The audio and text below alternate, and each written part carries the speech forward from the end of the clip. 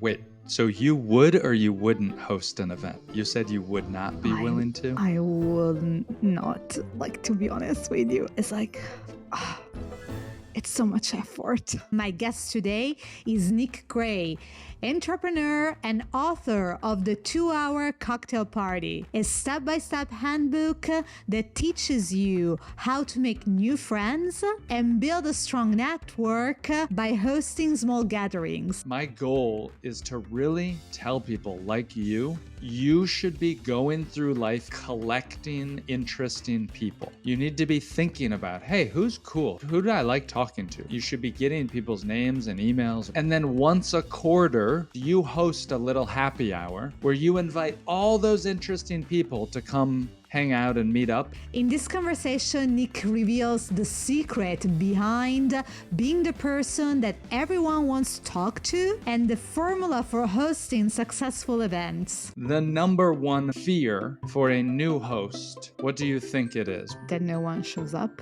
Ding, ding, ding, ding. Listen to this Berlin girl. She knows exactly what's up. Okay. The formula is so effective and Nick is so convincing that I decided to accept his challenge to host my very first small gathering, which is no small feat considering that I'm an introvert, and the thought of hosting my very first gathering honestly scares me. So follow me on social media to know what was the outcome, and with this, enjoy this episode. Nick, welcome to Polyweb. Thank you. I'm happy to be here. Wait, so you would or you wouldn't host an event? You said you would not be willing to? I will not, like, to be honest with you. I know, so maybe this is the worst way to start a podcast with this admission. And for listeners, just for context, Nick has wrote a book. It's called the 2-Hour Cocktail Party. The goal is to learn how to build your network by hosting small gatherings and events. And like the thought of hosting my home party or my own small gathering is like, it's so much effort. I don't know. It is. It is. And I love this. I love hearing the real from you. So is that the big one, that it's so much effort, that if it was easy, then would you do it? Or is there something else? So I'm an introvert. So even though I'm not shy, right? Otherwise, wouldn't have a podcast or stuff. I find the thought of interacting with so many people very energy draining. Even though, the crowd is interesting and I get a lot from the people, it's very draining. So the next days, I might need to be at home by myself for like 4 or 5 days after that. So it's not just the effort of organizing the event. It's like, how much energy do I need to give and also to receive, right? And especially when you host an event, like, I'm Italian, so like Italian need to make sure that all their guests are well taken care of. They have enough food. Everyone is talking with each other. So it's not just about you interacting with people. It's also about making sure that everyone is okay at the same time and that, the party is flowing. So it's a lot of variables, right? So it's not just the organization. It's like the entire, the during and the after as well. That makes sense. I hear you saying like, oh, the day after or the days after, I need to just stay at home and not leave my house. I get overwhelmed. Yeah. That happens, by the way. I call that, I don't know if I invented this term, but I call it PPD, post-party depression. And it happens after the overstimulation of hosting an event where the next day you actually need, it's in my book. I actually tell people, hey, plan some self-care for the day afterwards. But look, I'm talking about so much negative, and I wonder whether we could shift, because I have thoughts and suggestions. I've helped over 450 people now host their first meetup or happy hour. And so I've heard all these things before. They're very valid. I also have solutions for that. But my question is, can you imagine what your life might be like if you hosted events that were inspiring, that helped you build your network? What would that be like? I guess that would be amazing to be able to have that.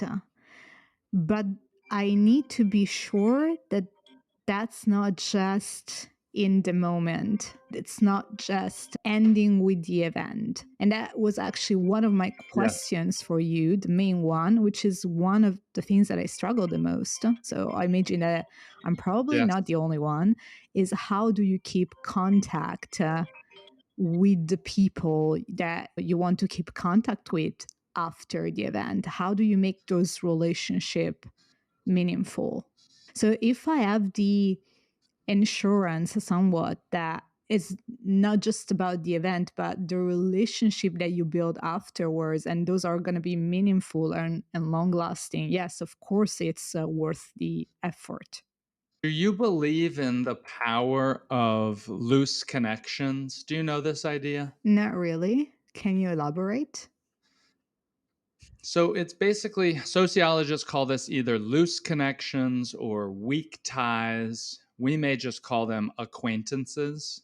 The gist is that what they found was that most large opportunities, most life changing connections come through not our very best friends, but this external second network of acquaintances, weak connections, loose ties.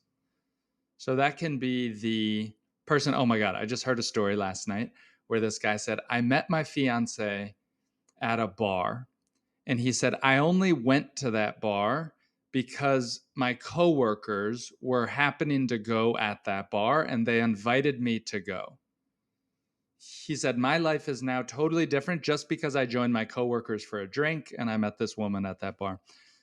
People find out about co founders, about investors, things like that, not through their very best friends, but through a random LinkedIn post or something they're scrolling on Twitter or something like that. The idea that I'm getting at is that the benefit I have found to hosting events is that you build your network of these loose connections to increase the surface area of serendipity. Whether you're fundraising, looking for a founder or sponsors for your podcast, whatever it is, there's all these things people would want. I have found that hosting events was my very best way to grow this network of loose connections to increase my opportunity for luck and success. So that's like the reason why it might be interesting.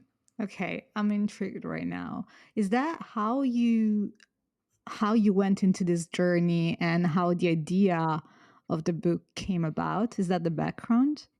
That's kind of the gist. I mean, I moved to New York City many years ago and I was not an extrovert. I still don't consider myself an extrovert.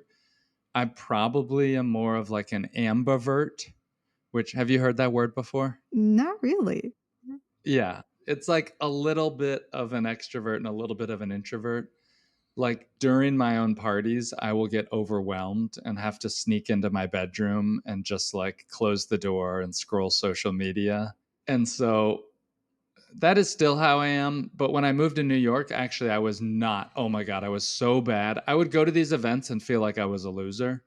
I would go to these networking events and just like stand on the corners waiting for somebody to talk to me or just trying to join these conversations and feeling a little bit awkward.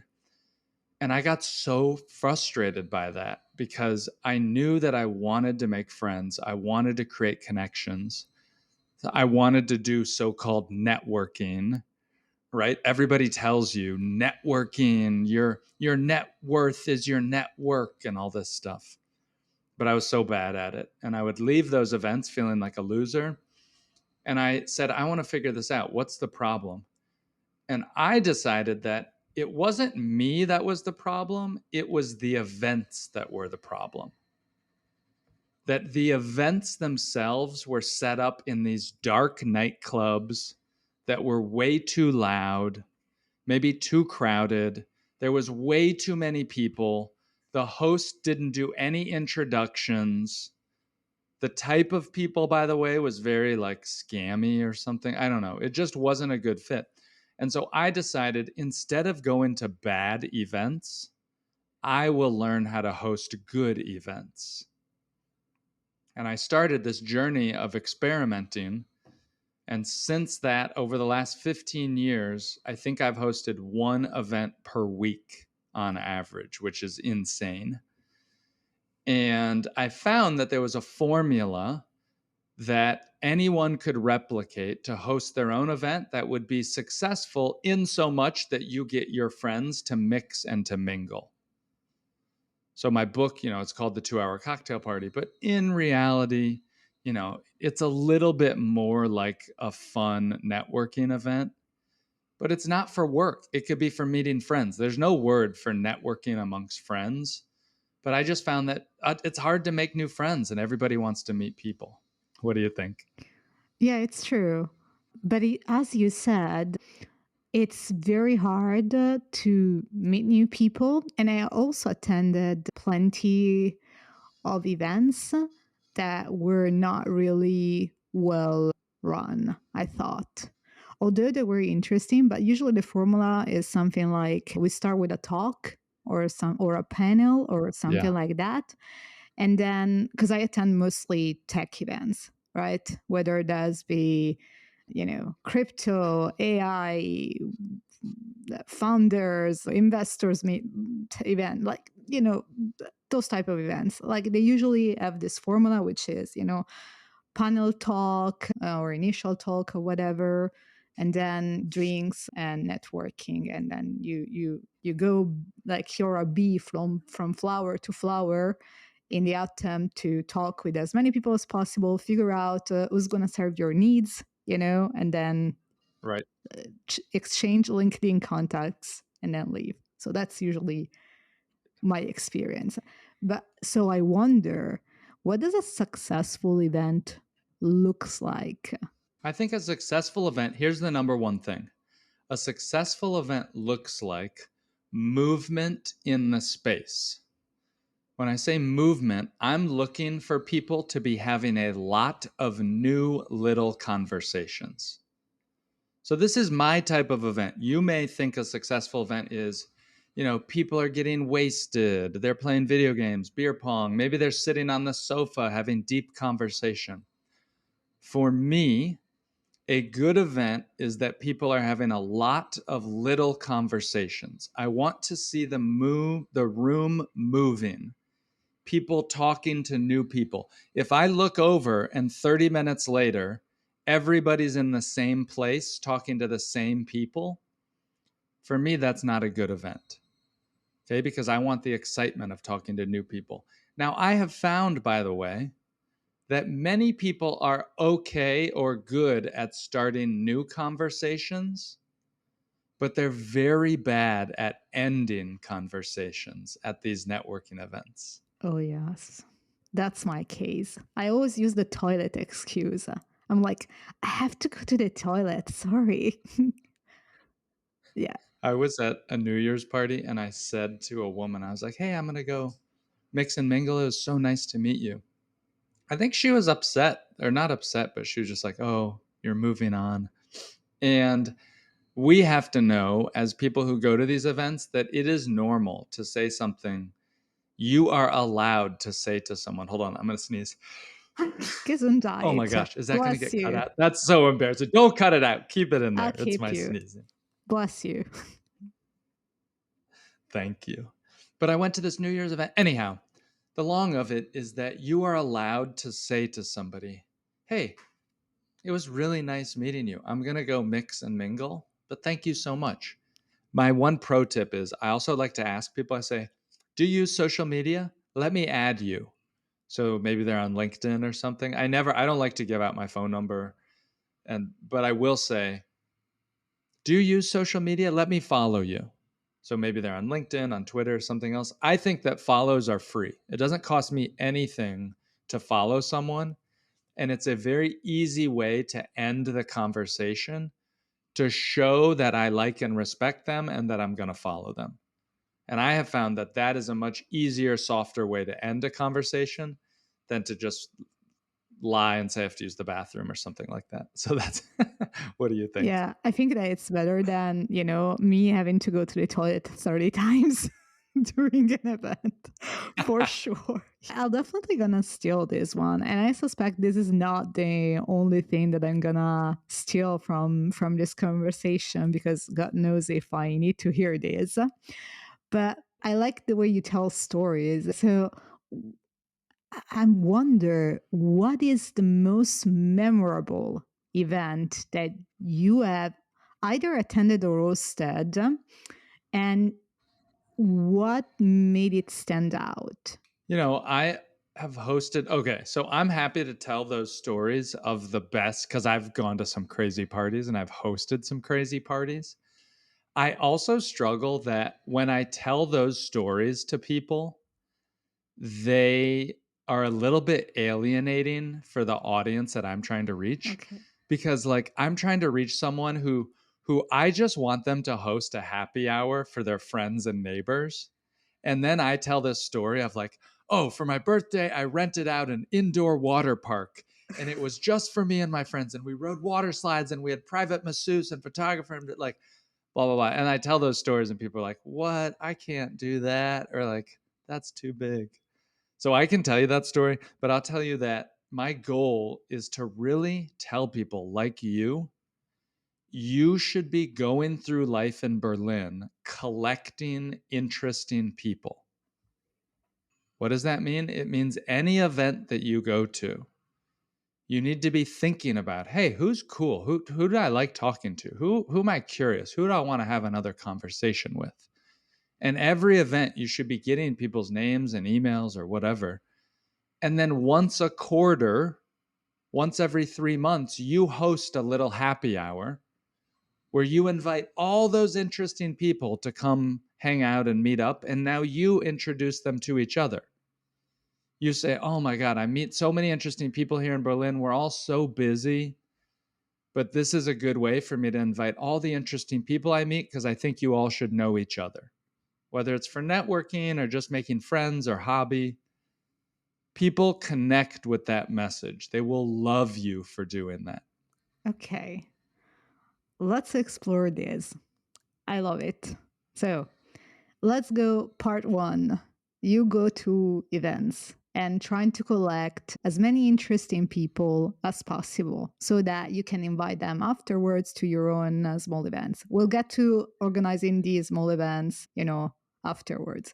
But first of all, how do you spot? And I guess, of course, this definition might vary or what you classify as interesting, right? But broadly speaking, Mm, how do you spot interesting people among a crowd, that is in a mm. gathering, right? Which conversely also can apply to yourself. How can you be the interesting person that people want to talk to? So, how do you spot them and how do you become one of them? Wow, this is such a good question. Nobody asked me this before, but I'll tell you some ideas. Okay. Number one, broadly speaking, what's the definition of an interesting person? I would say that it's someone who you would like to talk to again. Let's keep it as simple as that.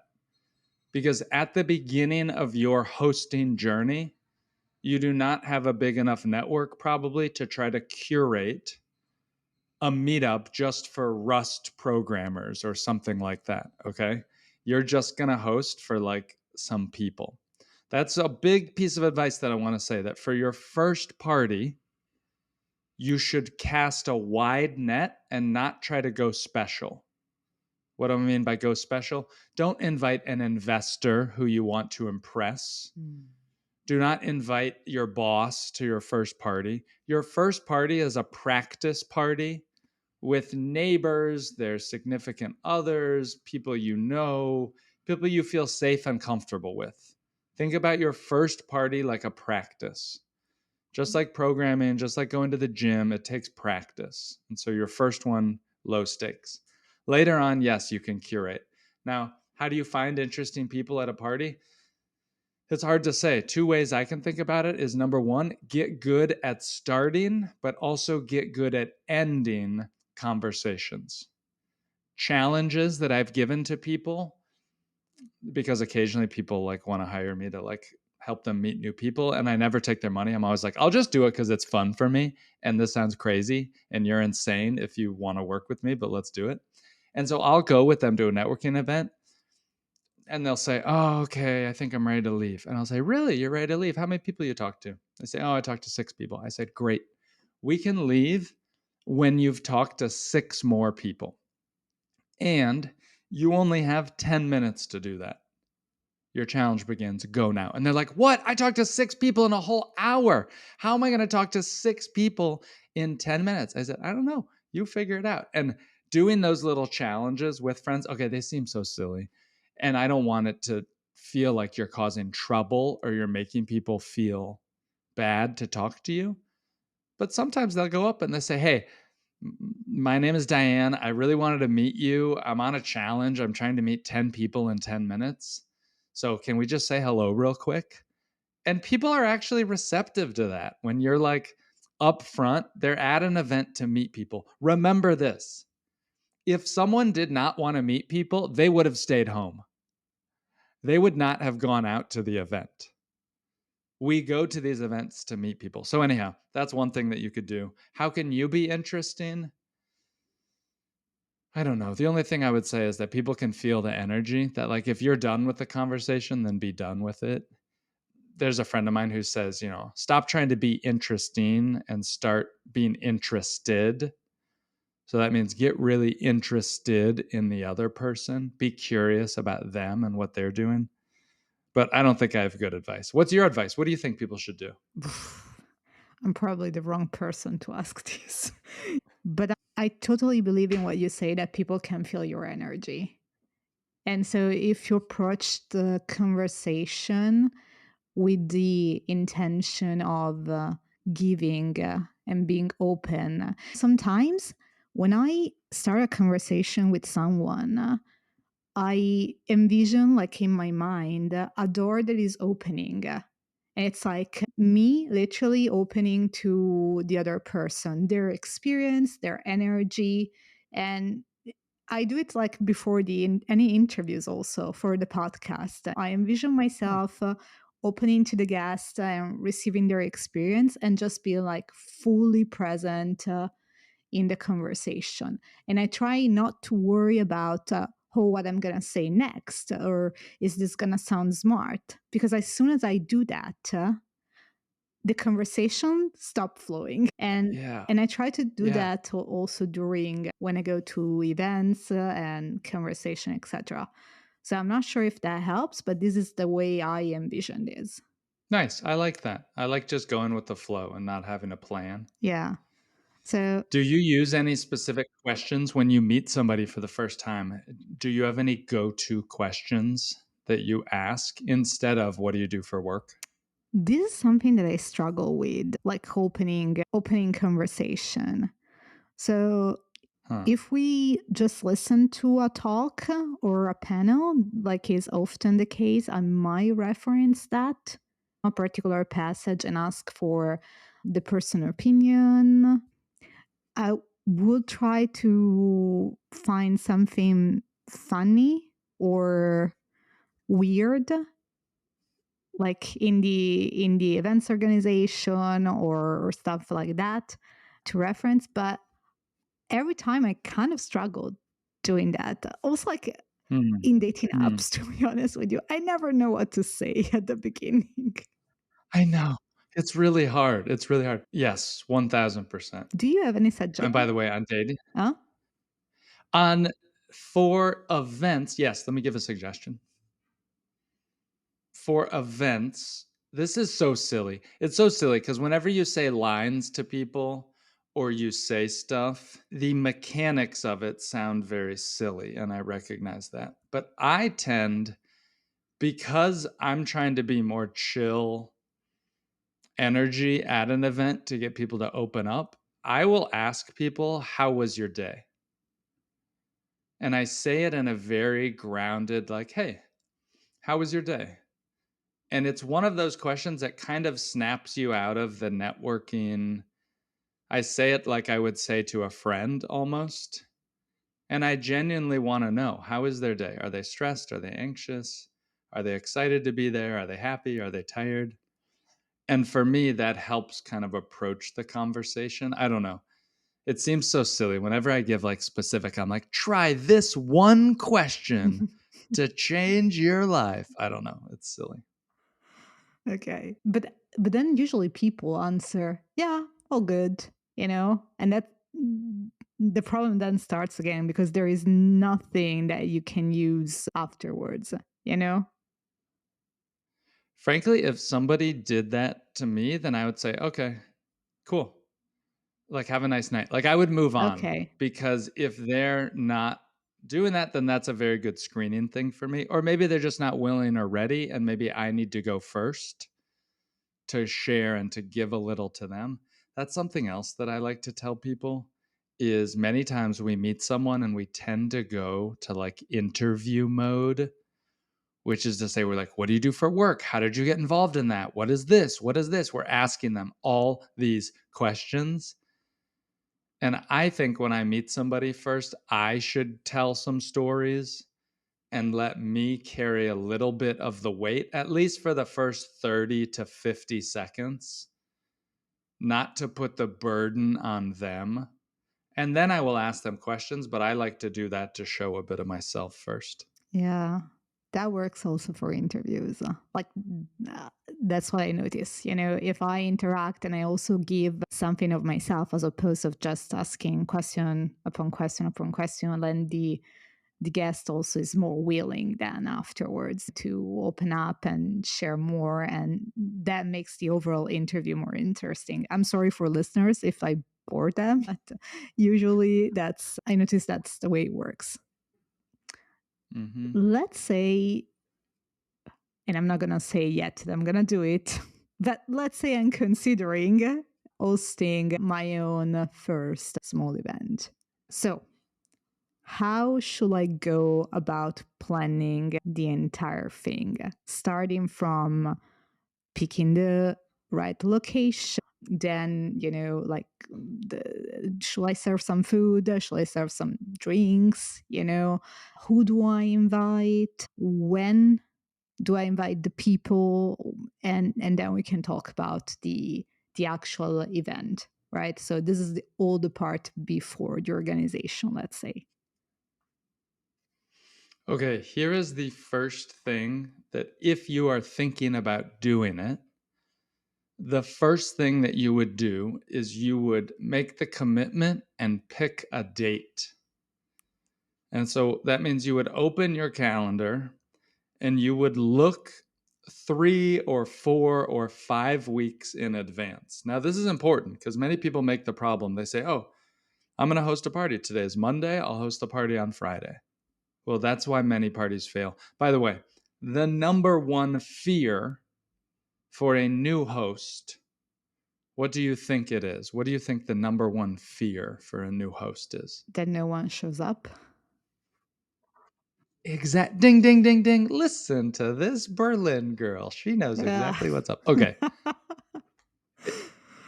Yeah, that would be That's bad. exactly right. It's that everybody is worried about Yeah. that nobody will show up. And so, so much of my job, so much of my practice of my book is all about making sure that people will show up and that you will have a full house. Okay. And so that's the first thing you do is you choose at least 3 to 4 weeks in advance to give you plenty of time for what I call the party runway. Ooh, And that just gives you enough time to guarantee that you have a minimum of about 15 people. Maximum in my mind is 22 or 23. So minimum 15. And I found through hosting hundreds of my own parties that less than 15, there's just not enough people. It's actually more stressful for you, really? more work for introverts, less people. Because when there's less people, you now have to babysit. You now have to be involved in all of those conversations. there's not enough energy for people to jump between groups. Think about Yeah. it. A group of 7 or 8, they're all going to stand in a circle, the same circle. They're going to look to you to lead the conversation. It's awkward, whatever. 15 or 16, you can imagine there's different groups, one group of 2, a group of 3, there's other groups of 2. There's enough where people can bounce around, and you as the host get to just step away from the party. Mm. So that's really important, by the way. A lot of introverts and people with social anxiety, they actually love my book because it tells them exactly what to do, and they feel like they have a role. They now know what to do to run an event. So anyhow, first step is to pick a date. Second step is to think about who your core group would be. Core group is what I call let's say 5 or 6 people that if only they showed up, if nobody else came, if only these 5 people came, you would still have fun. And so this is a group that you feel comfortable with, that you know maybe they will laugh at your jokes. It's a group that you know and you feel safe with. And starting with that core group is where many people make a mistake, because you're going to get that core group to buy in to your date and time. So let's say that you chose, February 4th at 7 p.m. You have to choose, by the way, both a start time and an end time. That's very important. So when I was in New York, things were later. So I did 7 to 9 p.m. Now I'm in Texas. People do earlier here. So 5 to 7 p.m. here in Texas. What is Berlin like? What time would you do it in Berlin? 6 to 9, I will say. Yeah, 6:30. 6 to 9. However, remember that this is a 2-hour cocktail Yeah, party. that's true. So It's not a 3-hour party. so maybe 7 to 9 as in New York. Good. The reason that we do 2 hours, by the way, should I tell you? Yeah, I was about to ask you like, what 2 hours? The reason you do 2 hours is, number 1, it compresses the awkward zone. The awkward zone is that first 30 minutes of a gathering where nobody's really shows up on time, or maybe the people who show up on time, the least, right? They're the most awkward and they need the most help. When you host an event that's only 2 hours, it compresses the awkward zone, right? Because nobody's going to show up an hour late. When the party's only 2 hours, they won't show up 1 hour late. They're going to miss half the party, right? Oh, that's my strategy usually. The other reason, That's my yes, is strategy. to show up an hour late to miss. Yeah. Yeah. Yeah, basically, yeah, because everyone is already there, so I can kind of observe the situation, like, and see what's going on. By the way, I would challenge you on that, Uh-huh. because I received a question last night. Somebody said, "Hey, what's your advice if I don't know anybody, but I want to go to these networking events that are overwhelming? How can I do better?" So I said, "Do this next time. Don't show up an hour late. Show up 5 minutes early." They said, "What? Why would I show up when nobody's there?" I said, "For 2 reasons. Number 1, so you can introduce yourself to the host and ask if you can help. Be useful, help out, right? Get time with the host. Think about it. The most important person there is the host, and they're going to be way too busy later on at night to remember you or think anything. But if you show up 5 minutes early, you introduce yourself, you ask how you can help, I think that's nice. Number 2, as an introvert or as a shy person who doesn't know anybody, I feel more comfortable when I show up early and I see the party grow around me, as opposed to me walking into a crowded, loud room where I am now entering a space that I feel unwelcome. It's much easier for me to go into a space there's less people, and then I see it grow around me. I feel more of a sense of control and ownership. Anyhow, what do you think? Do you hate that? I think it makes Yeah. sense, actually, because usually my strategy Mm, is like the other way around. I will arrive last because then I can observe the yeah. situation. Mm, Yeah. What's the party like? What's the crowd like? It's like, okay, if mhm. I don't like it, I'll just leave immediately without even attempting. So I'm basically giving myself excuses. So I think I'm going to give it a try. Okay, challenge Challenge accepted. accepted on this one. So if you're hosting your own party, then you pick that idea of the core group. And here's what you're going to do. You're going to text them the following message. Each of them, you're not going to send a mass text. You're going to text them this. You're going to say, Sarah, I'm thinking of hosting a happy hour on February 7th from 7 to 9 p.m. If I do it, would you come? Now, this is your core group. It's the people you're comfortable with. So you don't have to explain more, but you're asking them to make a commitment. And you're only doing this, by the way, to your close friends, not some random person you just met. Okay. We're going to send them a different message later. But you are not going to host your party until you get 5 people who say yes.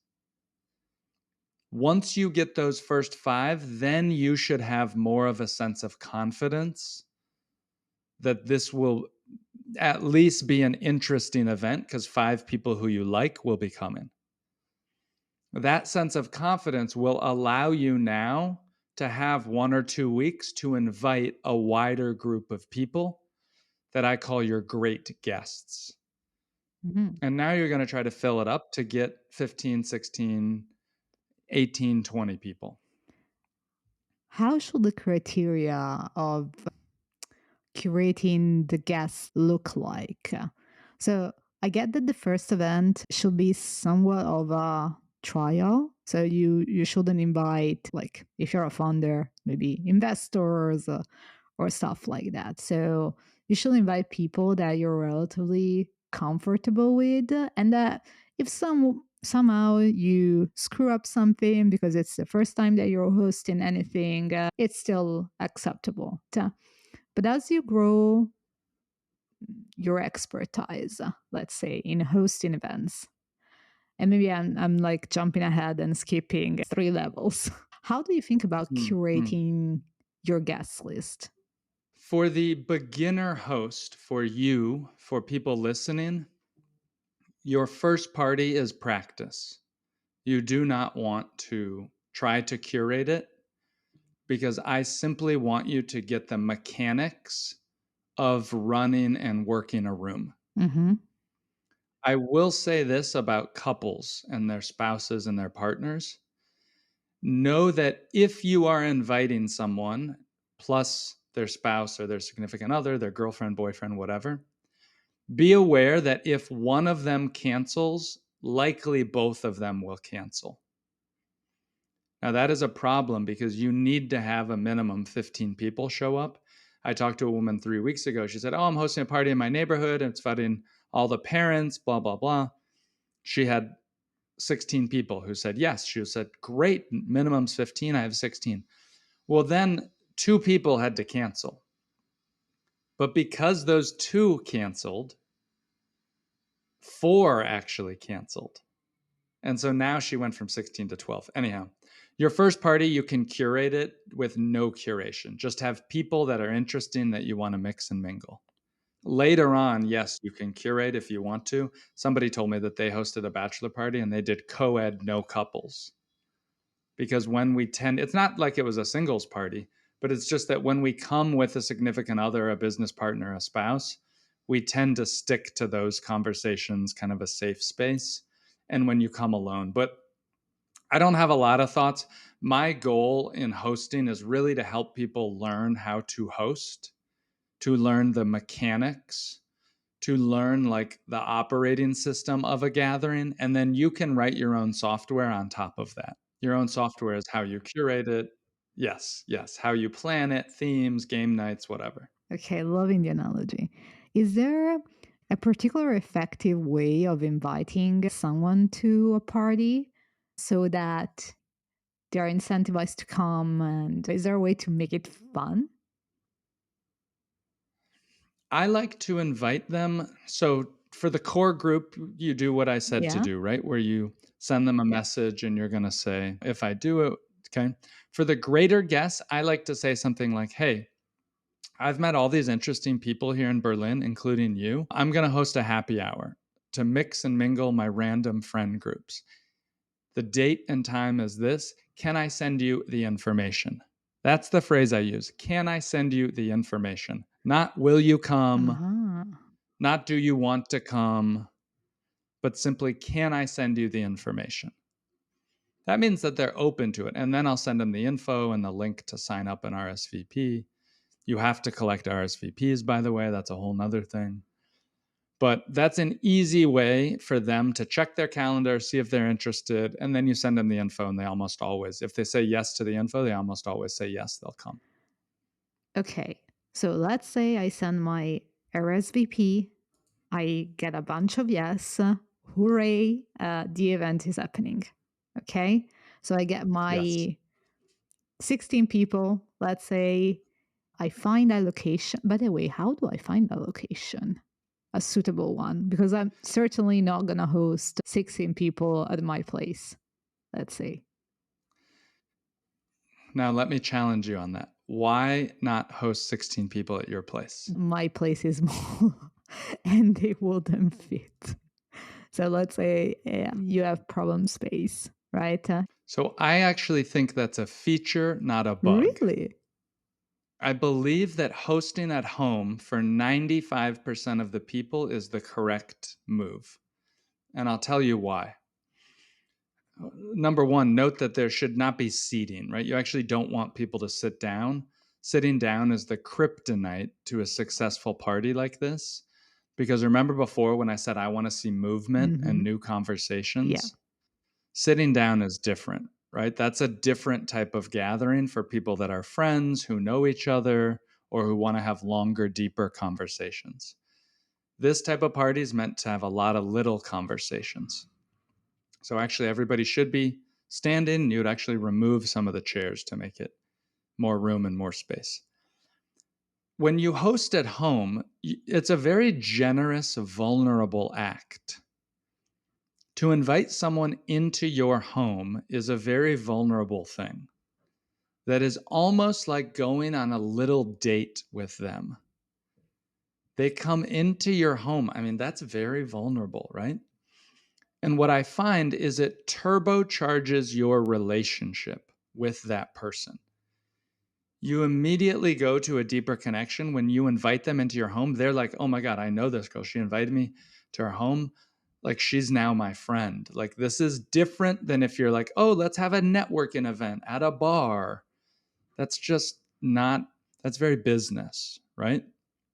Yeah, makes sense, I guess. You sort of look skeptical. What do you think? What do you think? I'll tell more. I have more thoughts, but Uh, I, so far, It's what are you actually because thinking? it feels very intimate, So I will be okay with the 5, 6 friends, of course, that are my closest friend of coming to my place. But all of the 16 people that maybe I barely know, the rest, I'm Yeah. not Yeah. sure. However, for me, it's convenient because, like, in my building, there is a club room. So I guess that I will be using that. And it's like big enough. Good. I will just need to Yeah. remove the chairs. So you can use the club room, or you could, frankly, there's many people who have apartments that they said, look, I got this big home. I really got it because I want to host, but I never host. So you could pair up with somebody Yeah. who could be your co host and you could do it at their place. That's But I think doing it at a home or in a common room, it's also very generous mhm. because now you get to provide the drinks, the snacks. By the way, you don't need to have a lot of food. You don't need to have sophisticated bar. You as an Yeah, Italian, I'm you're dying like, I right hate now. this idea. This is Yeah, terrible. I'm dying Yeah, now. this is so bad. I hate this. It's bad. It's terrible. But it's But the thing is, so, yeah, no, what? but it's relieving, because it's less stress. It's less stress. And I found that I would rather have someone leave my party hungry rather than bored. True. So I encourage everybody to think a lot more about the people and the conversations and less about the food. Because many times people say, oh, what was the thing that you said at the beginning? I don't want to host. It's too much work. It's too much work. And you're thinking it's so much work because you have to feed people, you have to plan all the food, and you're going to spend all of your time shopping and preparing and this and that. That's not what's important. What's important is the connections. By the way, when you host a 2-hour party, it is much less work. You will be shocked at how easy it is. I talked to a woman, her name's Tatiana. She read my book and she's now hosted 3 or 4 parties. And the last party after I talked to her, it was her birthday party. And she said, it was the easiest birthday party I've ever hosted in my whole life. It was so stress free. She said, because I simply knew what to do and I had all my supplies and everything and I just ran it. She said, it only took me 1 or 2 hours. It was the easiest thing I've ever done. Hosting events is a skill that you can get good at and it can change your life. You should be doing this. Remember, the people that have the most success with hosting are those that learn to make hosting a habit. 1 party a quarter, every 3 months can change your life. I promise you. And it gets so easy the more you do it. It's I'm amazing. halfway convinced. I have to be honest with you. Halfway. So you're getting me Halfway. there. You're Okay. getting, I believe maybe at the end, by Okay. the end of this interview, because now we have the most anxiety feeling part for me. Okay, let's say we've gone Yeah. through the hoops, and to be honest with you, is it sounds much easier than I picture it on my mind. Like in my mind, it sounded way more work intense, the preparation. But let's say today is the day that I finally host my first small gathering. And already the day, like I started the day filled with anxiety because I don't know if people will actually show up. And then they show up. How do I make sure that the event is successful so that people mingle together? There is movement, as you say. Because I Yes. feel like as the host, Yes. you are kind of responsible for creating this, starting at least the movement, of the people, Yeah. Yeah. right? You have to be the leader. You need to lead your event. What I don't want you to do is to be what Priya Parker, who wrote an amazing book called The Art of Gathering, what Priya calls the chill host. Okay. And the chill host, this probably happens in Berlin all the time. Someone says, oh, no, I'm not going to do name tags. Oh, no, I'm not going to do any icebreakers. I'm just a chill host. I'm just a chill. My friends can just come over and hang out and meet up. I went to a party on New Year's Eve at a very fancy house with a very successful gentleman. And he said, no. You got 2 hours. You can go meet people all on your own. Well, I'm actually fighting against that idea of the chill host because I believe, especially for introverts, they appreciate a little bit of structure. So you're wondering what happens on the day of the party? Think about my name. My name is Nick, Nick. Each of those letters stands for something. N stands for name tags. You're actually going to do name tags at your party. I promise you, they work. When you tell people in advance that there are name tags and you tell them why, even in Germany, even in Europe, people will appreciate them. You say, because look, I know all these random, interesting people. Not everybody knows each other. I'm bad with names. I want you all to meet, and so we'll have name tags, first name only. All the letters stand for something. N is for name tags. Nick. N name tags. I stands for icebreakers or introductions. You will lead 2 or 3 rounds of introductions at the party to help people both start new conversations and end their existing conversations. The book that I wrote called The 2-Hour Cocktail Party lists exactly the scripts of what to say, how to run them, how to introduce them, exactly what. I can give you examples later if you want. NIC. C stands for cocktails or mocktails only. No dinner. Do not do a dinner party. It's too complicated, too advanced, it's too stressful. And then the K stands for kick them out at the end. The party's only 2 hours long. And I have a whole chapter of exactly how to end your party, what to say, things like that. But I find when you end the party on a high note, when you finish it when things are going well, it gives you a sense of relief that you get to finish, you get to end early, you get to clean tidy so you wake up the next day with a fresh house. And also, when you end it early, people actually are thankful for this. Now, by the way, this only works when you host it on a weekday night. Yeah. So I suggest people host on Tuesday, Wednesday nights. Thursday, Friday, Saturday night, people want to go out. This is their big night for many people to go out. They don't want you to end your party after 2 hours. But on a weekday, people like it, appreciate it, and they leave your party wanting more. That's the important part. They leave wanting more, so they cannot wait for you to invite them to your next party. And they tell their friends, oh my gosh, this party was I great. love the idea.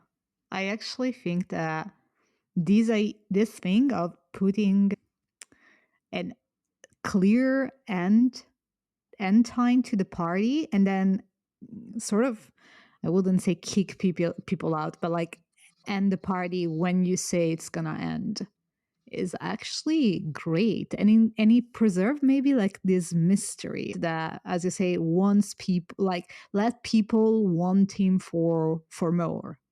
Leave people wanting for more, you know? So I think that's actually It's true. great. I haven't considered that It's true. It's ever. Yeah, because think, have you ever been at a party and you can just feel it winding down and like the energy is just drifting and it's getting worse and worse. And then eventually it's so bad where you're like, okay, I guess I'll leave now.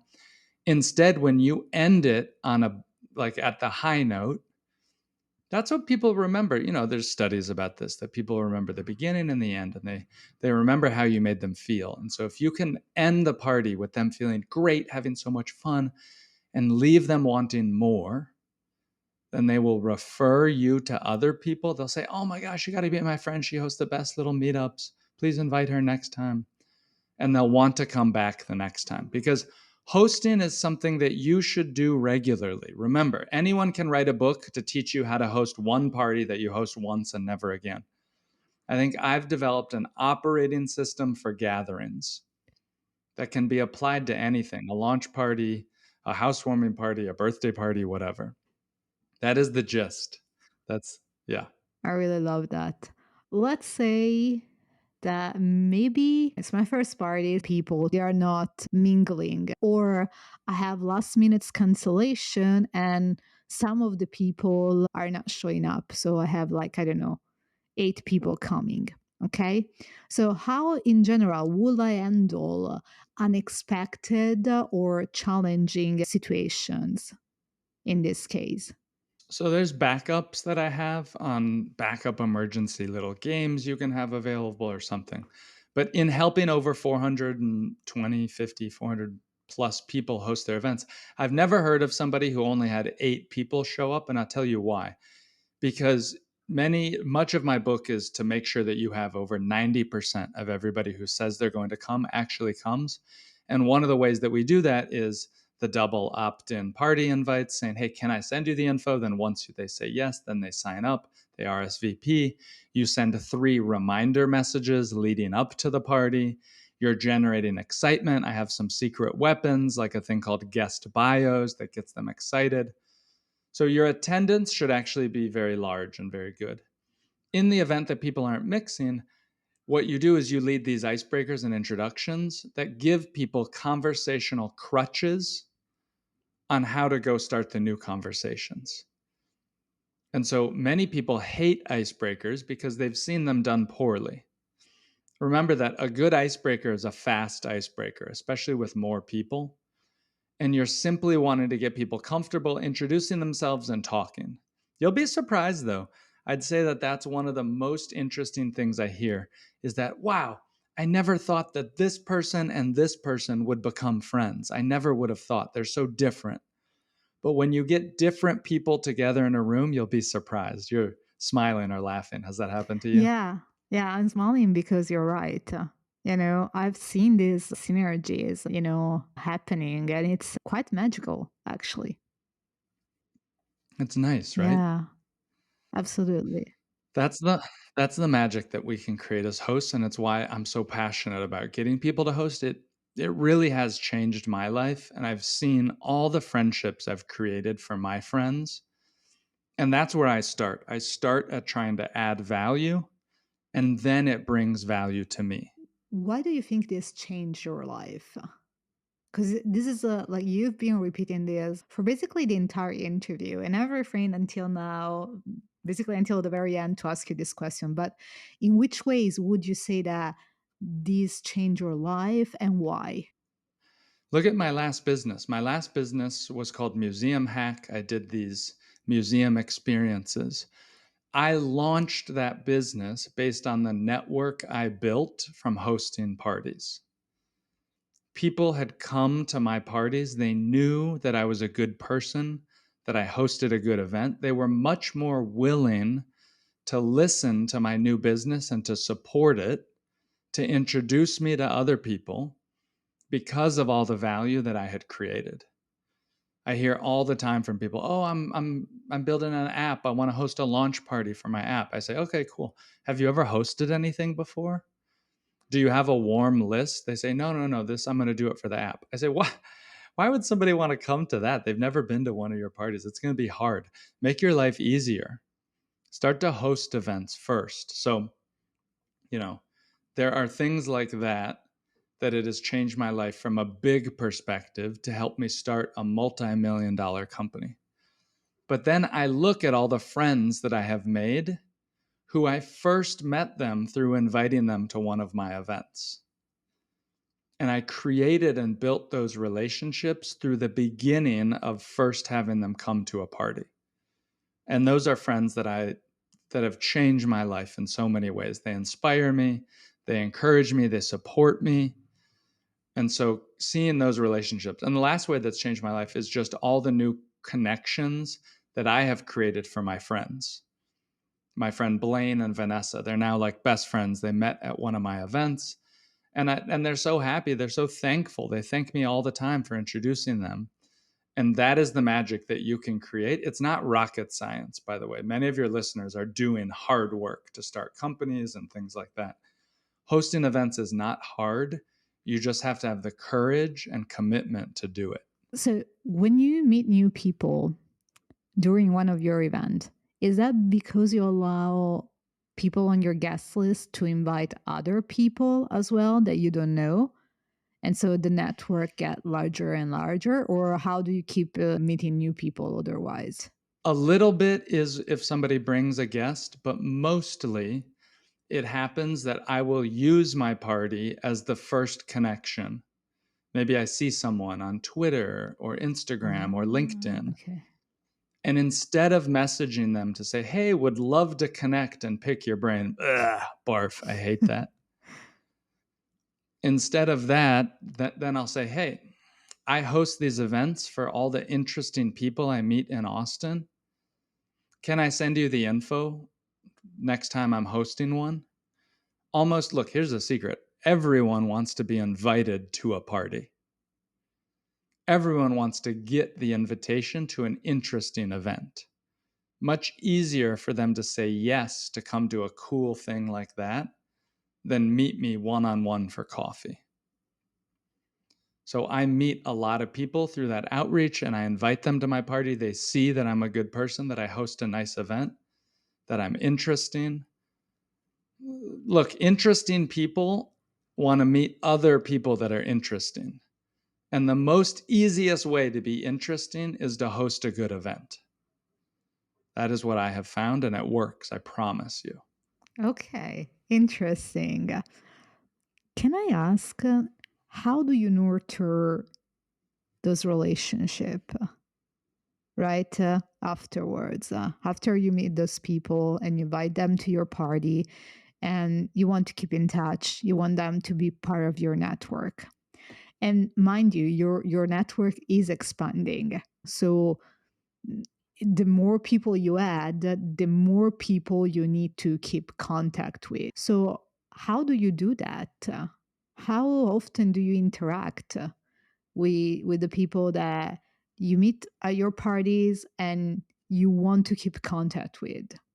And in which way? That's, for example, one of the things that I struggle the most with is actually, aside from my very close friends, of course, I struggle to keep in contact with those loose connection. Hosting a party is a great way to simply stay in contact with your loose connections. So maybe you don't even think about hosting for the purpose of new Mm. people. You simply think about hosting for all these loose connections that you haven't talked to in 3, 6, 9 months. Hosting a party is a great way for you to stay in contact and keep those connections, what I say, warm or active. Then at the party, maybe you say, "Oh my gosh, I really like this person. I thought they were a loose connection, but I would like for them to be more of a friend." Here's exactly what to do.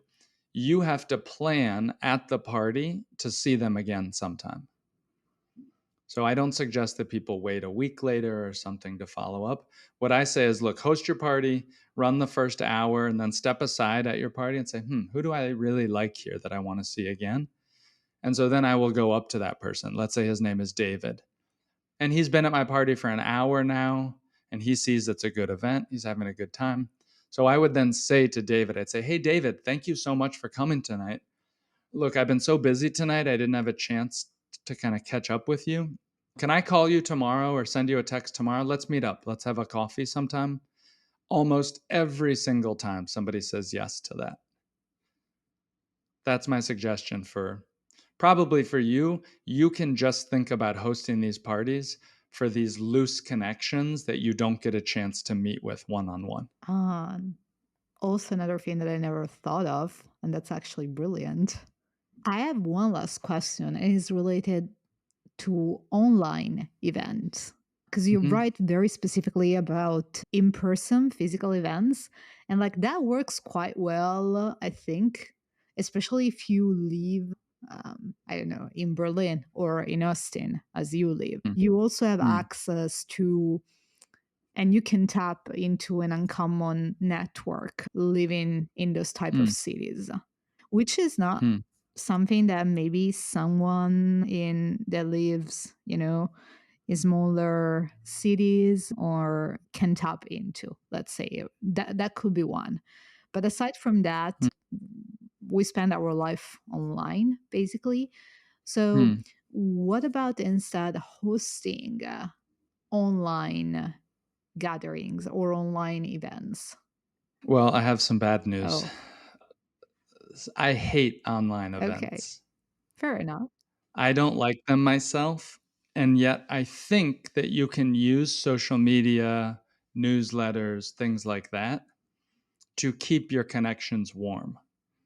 But my expertise and my belief is that we need that live sort of in person. I haven't found any good way to host an online event that feels even 10% as exciting as a live meetup. I'm sure there's other people out there who are good at this, who can give good advice. Maybe someone can prove me wrong. But my expertise is decidedly in person live events. Yeah, I will tend to agree with you. Like online events are always kind of, yeah. I mean, at least until we're confined by the screens, right? Maybe when we have virtual reality, that it will feel like real to be in the room with someone else. Then maybe Yeah. that will change interaction, and maybe that will be part two of the book. Uh, Yeah, maybe with the virtual stuff. I like playing in VR, by the way. I've been you experimenting. did? How did you find it? I have the Mm. MetaQuest 3, and I like playing games with my friends in that. I think it's interesting. I think it's really interesting. It's much better than Zoom. Oh my god, it's so much better than Yeah, Zoom. true. Nick, we are approaching the end of the interview. Is there anything that we haven't covered that you think it's important for listeners? I think just know that hosting events is a skill that anyone can learn how to do.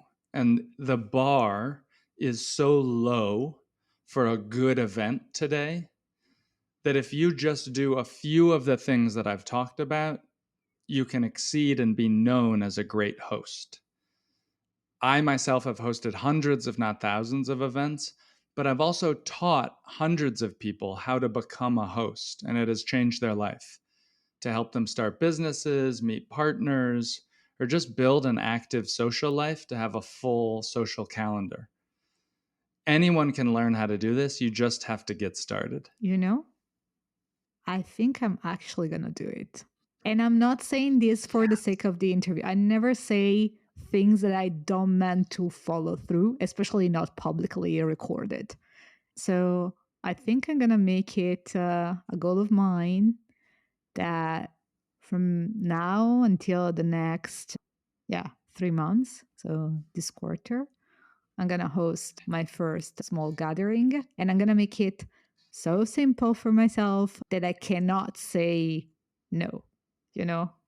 I like it. I like it. You can do it. You'll do I'll let you great. know. I'll send you like proof, and then I'll bother you maybe if I have some questions. Oh, please. You have to send me a selfie from the party. I Please. will. Okay, Nick, would you like to remind listeners how they can keep in touch with you and where they can find your book, The 2 Hours Cocktail Party? Yes, please. So my name is Nick Gray. I'm on all social medias. I'm very active on X and Instagram. My name there is at Nick Gray News, News. And the name of my book, it's called The 2 Hour Cocktail Party. I recorded the audiobook myself. So if you like listening to things, check out the audiobook. I think it's pretty good. And if you think you want to host a party, I would love to be your accountability buddy. And I work on this full time now. There's no charge for it. Just shoot me an email. My email's in the book, or message me on social media. And I would love, my goal is to help 500 people host their first event. And I think that, we can all use a new friend these days. So even if you just host it for friends and not for networking, people will really love it. And you'll help make the world a little bit better place. I'm definitely going to take you up on the offer of being the accountability partner.